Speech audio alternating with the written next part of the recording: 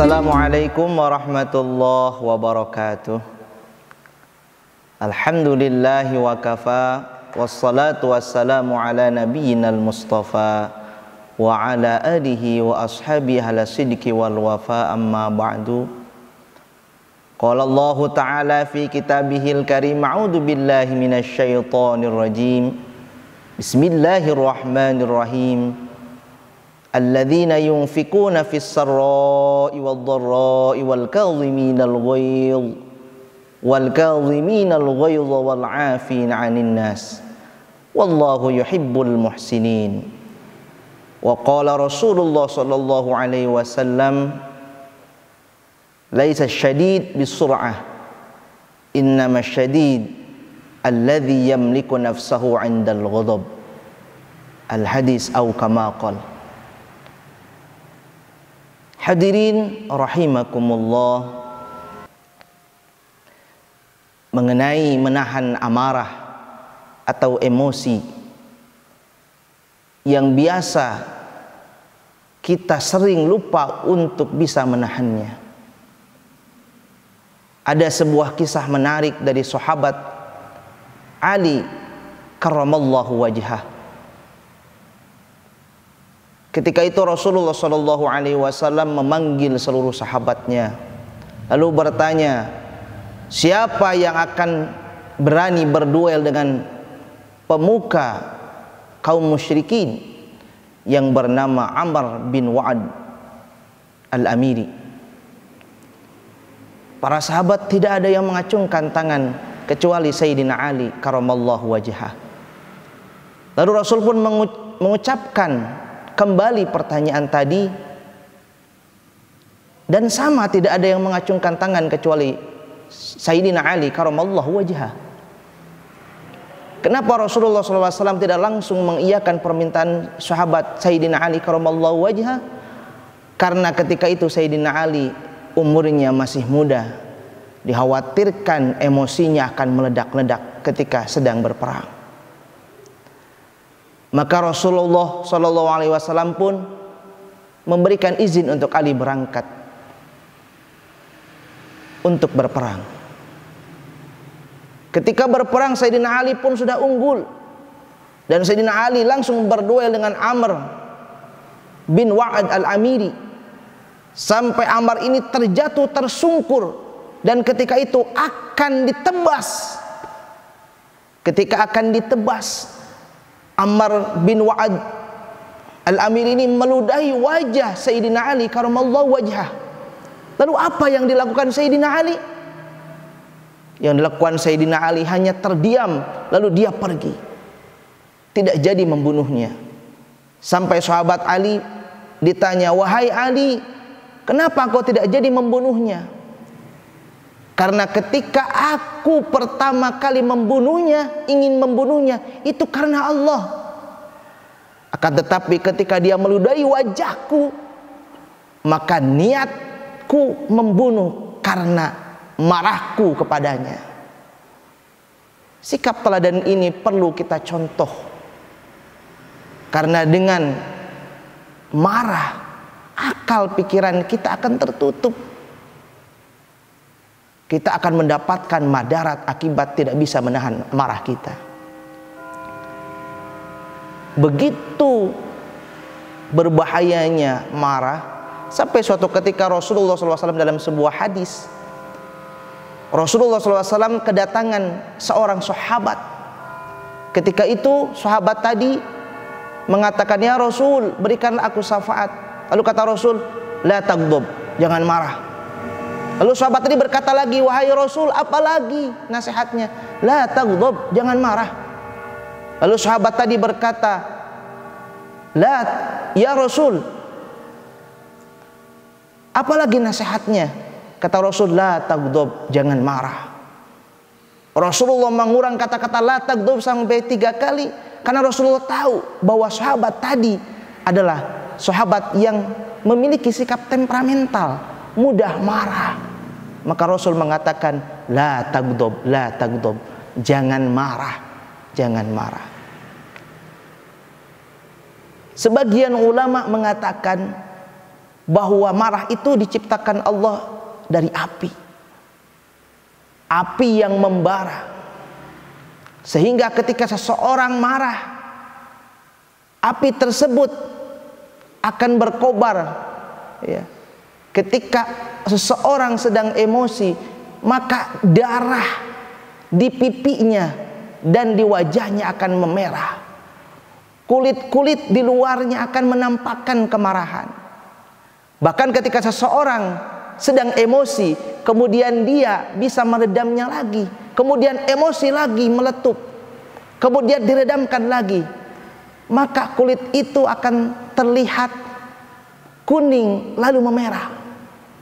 Bahkan saking naik turunnya emosinya seseorang, ketika dia berkaca di dalam cermin, akan terlihat wajahnya begitu pucat dan ekspresi aura wajahnya sangat buruk sekali.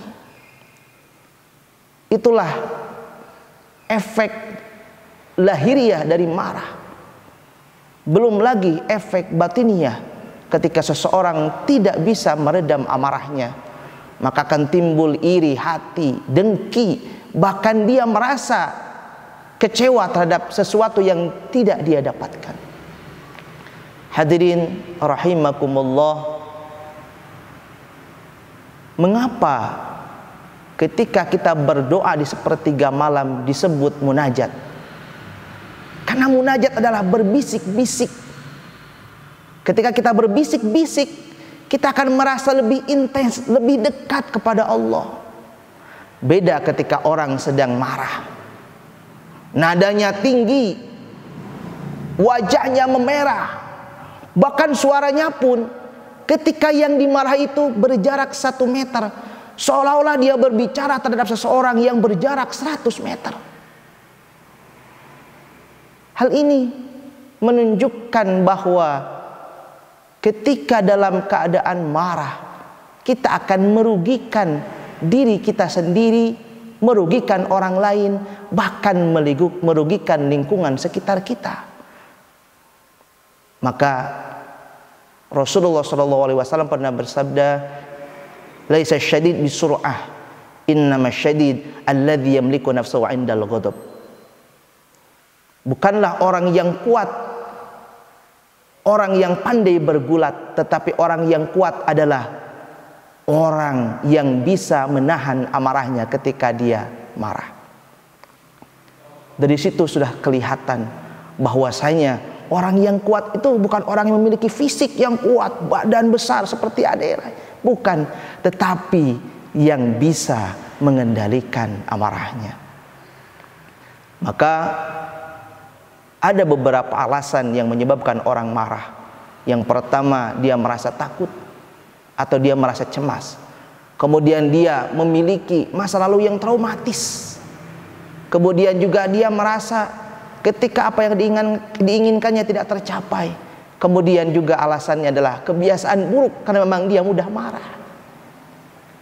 Maka dilansir dari sebuah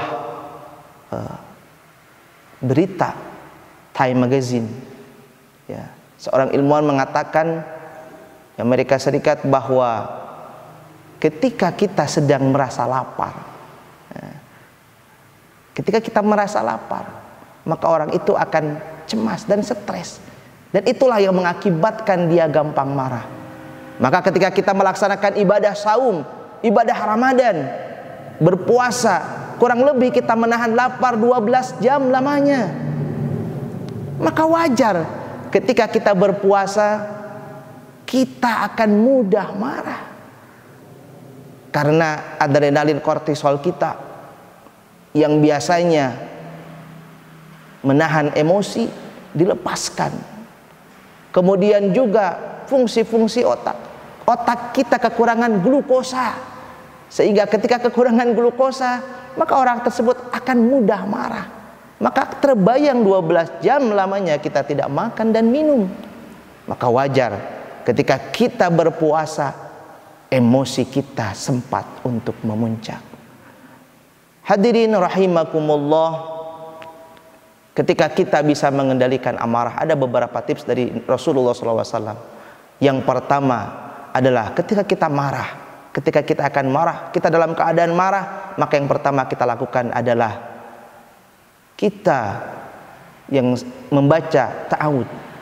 Sebagaimana Rasulullah SAW bersabda, ada dua orang laki-laki, kemudian dia mencaci temannya, lalu Rasul berkata, aku tahu satu kata atau satu kalimat yang bisa meredakan amarahmu, yaitu dengan membaca a'udzubillahi minasyaitonirrajim.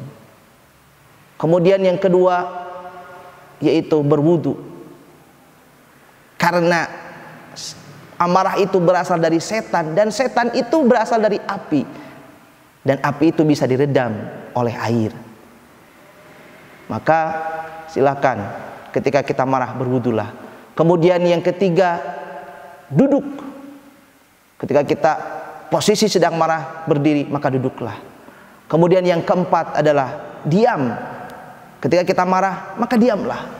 Lalu selanjutnya yang kelima, ketika kita marah, maka sujudlah. Artinya apa? Sholat 2 rakaat, sholat sunat 2 rakaat. Insya Allah marah kita akan teratasi.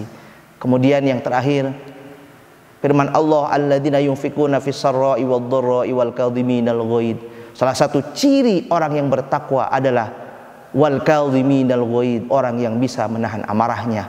Terakhir, ada motivasi hadis dalam yang diungkapkan oleh Rasulullah SAW, man kadzama ghaidhan wa huwa qadirun, barang siapa yang ketika itu akan marah padahal dia bisa meluapkan amarahnya,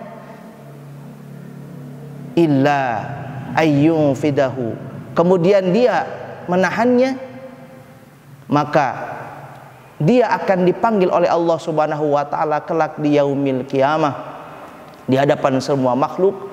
Kemudian Allah memberikan pilihan kepadanya, wahai fulan, pilihlah bidadari yang engkau sukai. Begitu luar biasa hadis tadi mengatakan ketika seseorang bisa menahan amarah, padahal dia mampu menahan amarah, dia akan diberikan bebas untuk memilih kelak nanti di yaumil qiyamah bidadari yang dia inginkan. Mudah-mudahan kita semua senantiasa bisa mengendalikan amarah kita, apalagi ketika kita berpuasa. Mudah-mudahan puasa kita bisa menjadi lebih bermakna, dan mudah-mudahan pahala berpuasa kita tidak berkurang gara-gara kita tidak bisa menahan emosi kita. Amin ya Allah ya rabbal alamin. Sekian dari kami, ihdinas siratal mustaqim wal afu minkum. Wassalamu alaikum warahmatullahi wabarakatuh.